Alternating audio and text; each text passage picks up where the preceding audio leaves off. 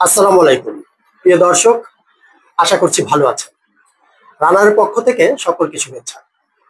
দর্শক, আজকে আলোচনা শুরু করব একটু ভিন্নভাবে।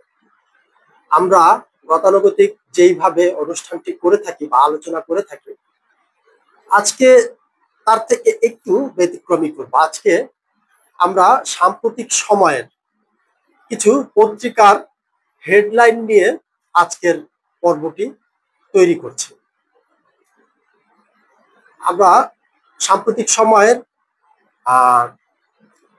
সর্বশেষ 5 তারিখ থেকে শুরু করে কিছু পত্রিকার হেডলাইন দিয়ে আজকের পর্বটি সাজিয়েছি। তো আমরা পরপর কিছু হেডলাইন আগে দেখি হেডলাইনগুলো কি বলছে। এটি হচ্ছে গত 3 তারিখের যুগান্তরের একটি হেডলাইন, আবারও থানা ঘেরাও, পটিয়ার ওসি প্রত্যাহার। এরপরে এটি হচ্ছে 3 তারিখের আইনের শাসন না থাকায় গণপিটুনি, মব তৈরি বাড়ছে। এটি বলছে আন্তর্জাতিক একটি গণমাধ্যম ডয়েচে ভেলে। বাংলাদেশে গত 6 দিনে গণপিটুনিতে 6 জন নিহত হয়েছেন। 2024 সালের আগস্ট থেকে পরবর্তী 10 মাসে গণপিটুনিতে নিহতের সংখ্যা 143 জন বলে জানিয়েছে মানবাধিকার সংস্থা হিউম্যান রাইটস সাপোর্ট সোসাইটি বা HRSS।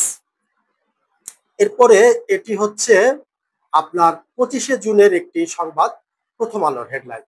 খুলনা মহানগর পুলিশের সদর দপ্তর ঘেরাও এবং ফটকে তালা, মেন ফটকে তালা।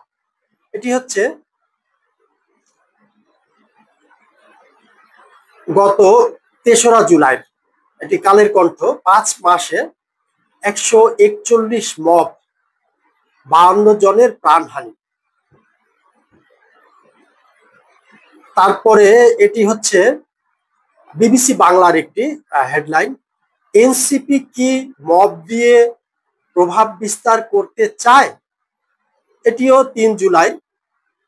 5 আগস্টের পর থেকে বেশ কিছু মবের ঘটনায় নতুন রাজনৈতিক দল এনসিপি ও বৈষম্য বিরোধী ছাত্র আন্দোলনের নেতাকর্মীদের জড়িত থাকার অভিযোগ রয়েছে। এর সঙ্গে সবশেষ সংযোজন হওয়ায় পটিয়া থানার ভারপ্রাপ্ত কর্মকর্তা ওসি আবু জাহেদ মোহাম্মদ নাজমুল নূরের প্রত্যাহারের ঘটনা। তারপরে এটি হচ্ছে ইত্তেফাকের শিরোনাম। এটি হচ্ছে 4 জুলাই, আইনের শাসন না থাকায় গণপিটুনি, মব তৈরি বাড়ছে।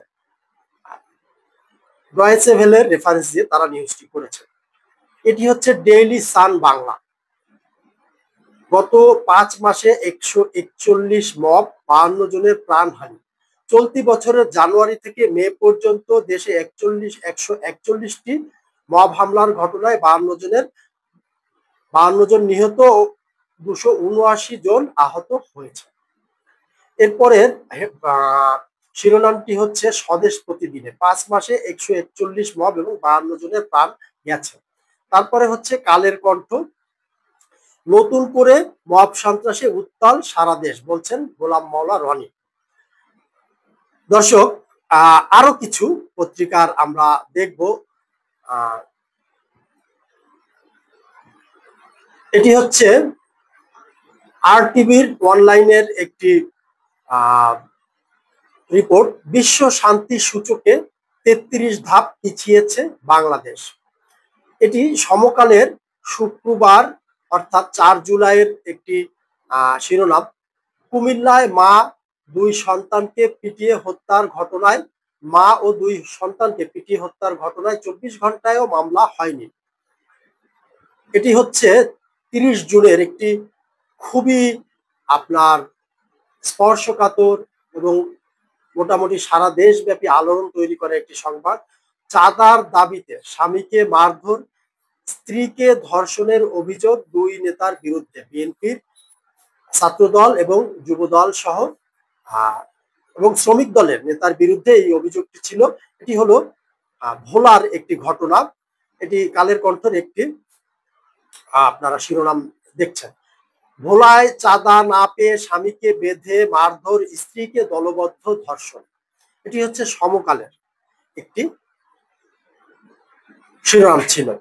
সব শেষ আমরা যেই শিরোনামটি দেখব এটি হচ্ছে ৭১ টিভির অনলাইনের একটি শিরোনাম, এটি আজকের। এখানে জামাতের আমির বলছে দেশের এই পরিস্থিতিতে কিসের নির্বাচন। দর্শক, আপনারা ইতিমধ্যে হয়তো আমি কেন এই শিরোনামগুলো দেখালাম সেটি কিছুটা উপলব্ধি করতে পেরেছেন।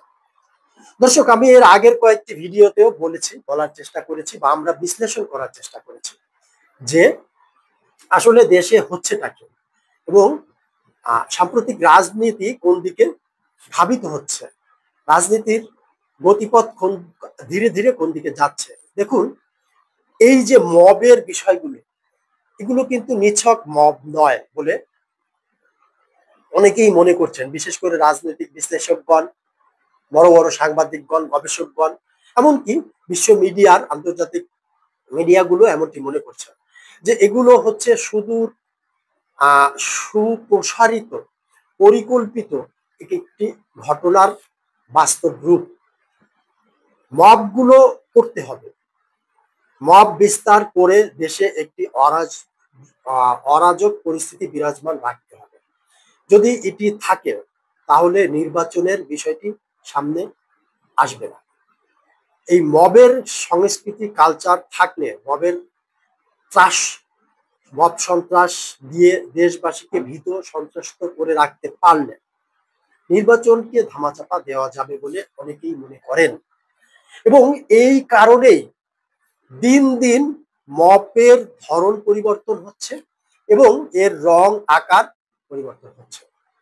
আপনারা লক্ষ্য করে দেখবেন যে ধর্ষণের মতো ঘটনা এবং স্বামীকে বেঁধে স্বামীর সামনে স্ত্রীকে ধর্ষণ, দলবদ্ধ ধর্ষণ, কুমিল্লার মুরাদনগরে সনাতন ধর্মী একজন নারীকে দলবদ্ধ ধর্ষণ, এবং কুমিল্লার মুরাদনগরে একই পরিবারের ৪ জনকে মা এবং সন্তান সহ মাদকের অভিযোগে পিটিয়ে হত্যা করা হলো। তার পেছনেও বিশেষ একটি রাজনৈতিক দলের মদত রয়েছে বলে জানা যায়। এবং সারা দেশে যেই মব চলছে, পরিকল্পিতভাবে আওয়ামী লীগের এবং তাদের সমর্থক নেতা কর্মীদের উপরে ছাত্রলীগ সহ তাদের বাড়িঘরে হামলা, ব্যবসা বাণিজ্যে হামলা, যেই ধরনের অরাজক পরিস্থিতি চলছে, সর্বশেষ যেটি যোগ হয়েছে নতুন করে আবার পুলিশের উপরে মব। দর্শক, আপনারা ইতিমধ্যে খেয়াল করেছেন পুলিশকে আবার নানাভাবে হুমকি ধামকি দেয়া হচ্ছে। এমনকি পটিয়া থানার সিসিটিভি ফুটেজ বিশ্লেষণ করে দেখা গিয়েছে ওই দিন বৈষম্য বিরোধীদের উদ্যোগে এবং তারা পটিয়া থানার অস্ত্র যেখানে রয়েছে সেই জায়গাটিতে তারা প্রবেশ করার চেষ্টা করেছিল। কি তাদের উদ্দেশ্য ছিল? এটি একটি বড় প্রশ্ন তৈরি হয়েছে। তারা কি আবারও অস্ত্র লুট করার জন্য অস্ত্রাগারে প্রবেশ করার চেষ্টা করছিলেন? দর্শক, এই প্রশ্ন এখন জনমনে সবার ভেতরে একটি বড় রহস্য তৈরি করছে। ৫ই আগস্টের মতন কি আবারও অস্ত্র লুট হচ্ছিল কিনা? দর্শক, আপনারা কি মনে করেন? কমেন্টের মাধ্যমে অবশ্যই জানাবেন। এবং সাম্প্রতিক সময়ে যেটি আবার করা হচ্ছে যে পুলিশের উপরে আবার চাপ প্রয়োগ করে পুলিশকে, এমনিতেই পুলিশের বর্তমান অবস্থা খুবই নাজুক, পুলিশকে আরো মনোবল ভেঙে দিতে হবে। যেটিকে কেন্দ্র করে সব থেকে আশঙ্কার বিষয় হচ্ছে, যেটি এটি এতদিন ছিল না, মাঠ প্রশাসনে পুলিশের মাঠ পর্যায় থেকে একটি বিরূপ প্রতিক্রিয়া সৃষ্টি হচ্ছে। পুলিশ ফুঁসে উঠছে, তারা এটিকে আর নিতে পারছে না। পুলিশের মাঠ প্রশাসন এর বিরুদ্ধে রুখে দাঁড়াতে চাচ্ছে। পুলিশের ঊর্ধ্বতন মহল এটিকে কন্ট্রোল করার যথেষ্ট চেষ্টা করছে। কিন্তু দর্শক, পুলিশের মাঠ পর্যায় থেকে যদি পুলিশ ফুঁসে ওঠে এবং এটি যদি মুখোমুখি আবার একটি অবস্থান তৈরি হয়, তাহলে দেশের পরিস্থিতি আসলে কোন দিকে যাবে? দেশটি কি ধীরে ধীরে গৃহযুদ্ধের দিকে অবধারিতভাবে প্রবেশ করছে? আমাদের এই মাস্টার মাইন্ডরা আমাদের যেই গৃহযুদ্ধের গল্প এতদিন শুনিয়ে এসেছেন, আমরা কি এখন সেই গৃহযুদ্ধের দিকে প্রবেশ করতে যাচ্ছি? দর্শক, আপনারা কি মনে করেন? আমাদের এমনটি মনে হচ্ছে এবং বড় বড় বিশ্লেষকগণ বর্তমানে এসে এমনটি মনে করছেন। আপনারা আপনাদের মতামত কমেন্টের মাধ্যমে জানাবেন। আমাদের অনুষ্ঠান ভালো লাগলে দয়া করে লাইক, কমেন্ট, সাবস্ক্রাইব করবেন। ভালো থাকবেন, সুস্থ থাকবেন। দেখা হবে আবার ইনশাল্লাহ আগামী পর্বে। আজকের মতো আল্লাহ হাফেজ।